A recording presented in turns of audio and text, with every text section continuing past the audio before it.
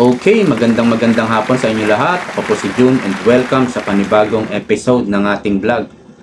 Mukhang nagpupukpukan na po, sabihin natin medyo nagpupukpukan na sa Senado. Andiyan po si Coco Pimentel, Tol Tolentino, at si Chis Escudero, Senate President. Ang pinaka-pinagtatalunan lang talaga dito sa impeachment po ni VP Sara ay kung itong 19th Congress ay mag-a-adjourn, pwede bang itawid ito sa 20th Congress? Yun talaga yung pinaka main issue. At marami na pong nagsalita dito ng mga abogado, mga former senator, mayroon pang mga former Supreme Court judge, may mga UP professor, UP dean, iba na po, ang dami na pong nagsalita dito. At tayo naman ay hindi naman siguro kailangan na ikaw ay abogado para pwede kang magsalita. So tayo, disclaimer lang, no? Siguro pwede naman tayo mag-comment kahit hindi tayo abogado. Ito kasi yung pinagdidebatehan, ano? Matatapos ang 19th Congress sa June 13.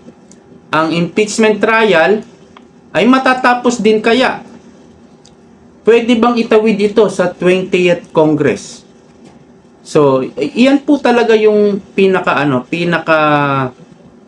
naging problema dahil wala po sa Constitution na pwedeng ituloy kapag nag-adjourn na ang 19th Congress, pwedeng ituloy sa 20th Congress. Wala rin po sa rules of impeachment kung pwede ngang itawid ito sa 20th Congress. Ang sinasabi po natin yung letra por letra. Kung pwede bang mag-crossover ito sa susunod na Congress. Yun po ang naging problema ng ating Constitution at ng ating impeachment rules. Ito'y kagagawan, walang iba kundi si Tamba. Akalain mo isulong mo ang impeachment bago mag-eleksyon, 'di ba? O di natatalo yung mga ibang kasabwat nila na mga buaya na natalo.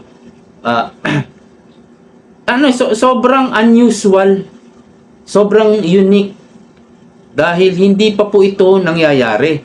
Kaya doon sa ating Constitution mismo at sa rules of impeachment, wala doon letra por letra.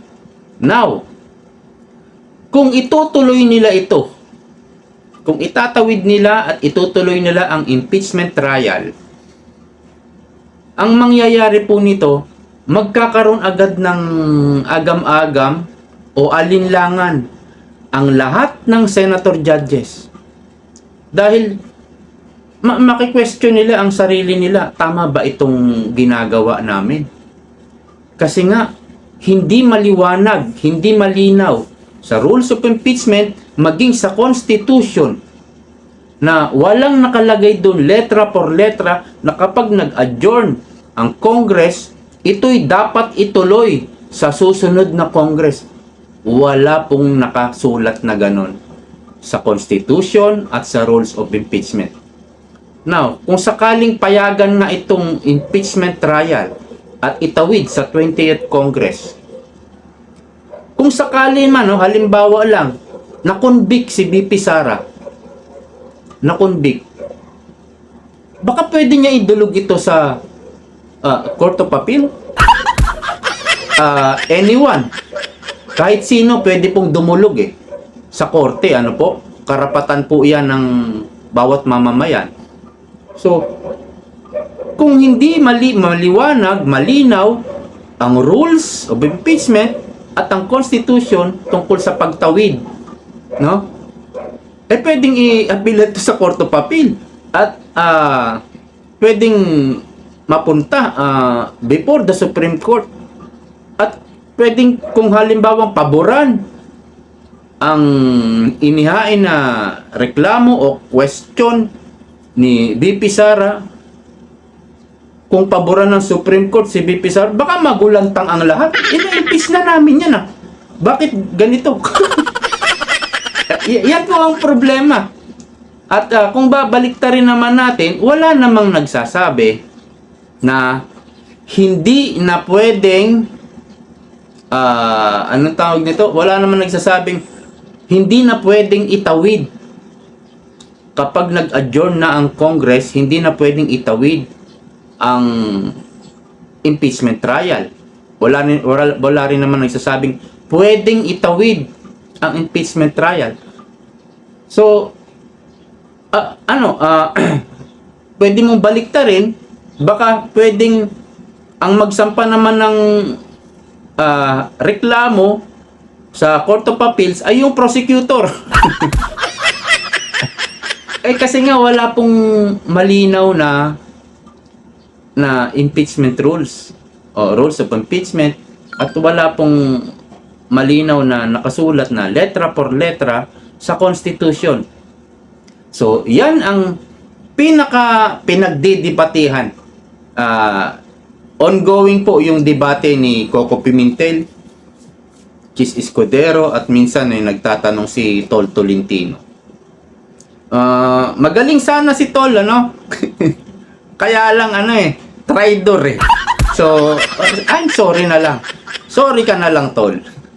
Anyway, kung sakali naman, no? Ang impeachment ni VP Sara hindi matuloy, kumbaga dead on arrival, kung sakali lang, magkakaroon ng question naman yung mga NPA, yung NPA baka mag-rally pa yan, no? Kasi hindi natuloy. So, yung pagka-acquit ni VP Sara, parang hindi parang ang tawag nito, parang may kulang. Kasi nga naharang agad, no? Hindi natuloy yung trial. Sa akin, mas maganda, ewan ko lang parang gusto ko na matuloy yung trial. Gusto natin makita yung mga ebidensya nilang gawa-gawa, at gusto natin kung paano suplakin ng mga attorney ni VP Sara itong sila De Lima, sila Cheljok, no? Gusto natin ng action na makita talaga yung paano magpukpukan yung defense at yung mga prosecutor para magkaroon ng bloodbath. Para makita talaga. Yun ang gusto ko. Kaya lang may risk kasi kapag natuloy na yung trial, hindi mo na alam kung anong kahihinat na nito. At sabihin natin may sapat na number si VP Sara, pero pwedeng magbago no? Kaya hindi mo alam. Kung ikaw si VP Sara, anyway, nagsalita naman si VP Sara, gusto niya matuloy talaga Gusto niya. At ang gusto niya nga magkaroon ng bloodbath. Gusto niya talagang matuloy para makita. Kasi nga kapag hindi natuloy ito at naharang, na dismiss ang kaso, magkakaroon ng question yung mga NPA, mga Dilawan, grupo ni Tamba, magkakaroon ng question. Hindi sila masasatisfied. Ang taong bayan din siguro parang hindi masasatisfied na na-acquit si VP Sara dahil naharang, dahil sa technicality, hindi sa desisyon ng pinagbatayan ay yung ebidensya at mga testigo at kung paano ito kinwestiyon ng defense. Hindi ganun ang nangyari. So, mananatili pa rin yung paninira ng mga kalaban ng Duterte kapag hindi na natuloy ito. Kaya mas gusto ko na matuloy, kaya lang nandoon yung risk. No, anything can change. Anything can happen. Hindi natin mapipredict yan. Although may sapat ng boto, number si VP Sara. again, hindi nga natin alam kung ano kahihinatnan. At kung sakali na na hindi nga matuloy, ganun din, next year, magpapalampas ng isang taon, magsasampa na naman ng impeachment. So, ganun na naman. Back to zero nga lang. So, hindi pa rin matatapos.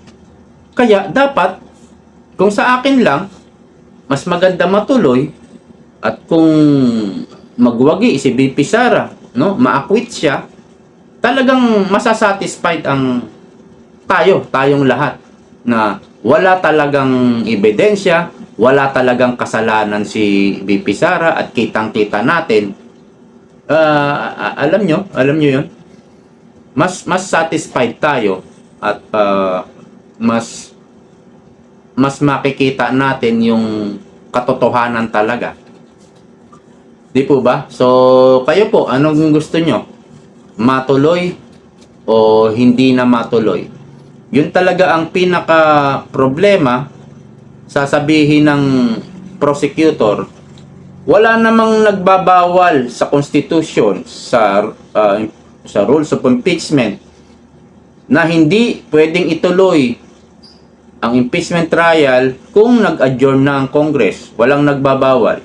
Wala rin namang nagsasabing pwedeng ituloy yan. Ha?